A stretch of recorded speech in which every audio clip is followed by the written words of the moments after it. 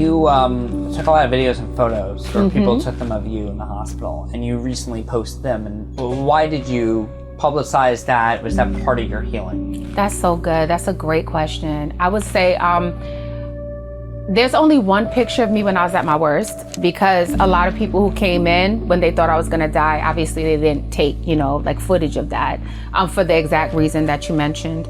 But there was one person who took a photo. And then as I started to recover, I did realize like this is gonna be helpful for someone someday. And it's so weird because like in December last year, there's a verse in the Bible, John 20:20, and it's like Jesus showed his scars. And I remember at the time thinking, like, that's kind of weird. Showing people your scars feels weird. But then I realized that, like, your scars are evidence that you overcame something that could have destroyed you. And when people see those scars, they're able to see that they can make it through as well. Yeah. And it's important. And what's so odd is that the same day that I posted those videos, we had a transplant support group in the morning. And there was a young lady in there who, is going through the stages. She's in the hospital right now. And it meant so much to me that she was able to see me with yellow eyes. She was able to see me when I was first in the hospital, when I was going through it. Because I think the stories are so powerful. They're enduring. I have books here that are Shakespeare books, and we're still reading Shakespeare hundreds of years later, because there's something about the human experience when captured in a story that allows people to see themselves in that story.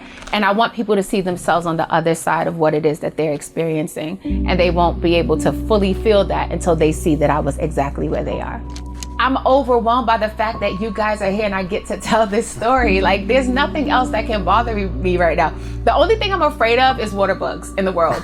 If a water bug flew through the window right now and landed on my face, I would still be grateful, Because I spent so many nights in that hospital, like when your friends and your loved ones leave and you're in that bed and your body's doing things that it's never done before and you're not sure if you're gonna make it to the other side.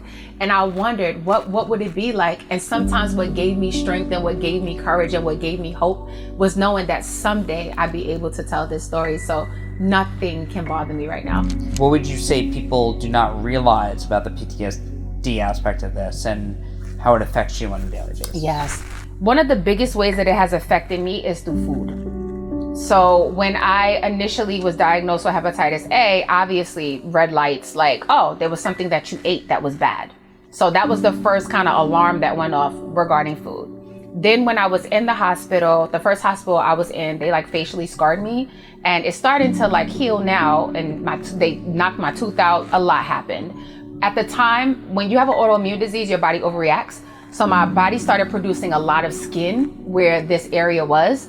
And there was one day when I was in the hospital and, I was just kind of coming to, and they were like, you have to eat something because you need protein for your incision wound. And I was eating and I bit a piece of my mouth.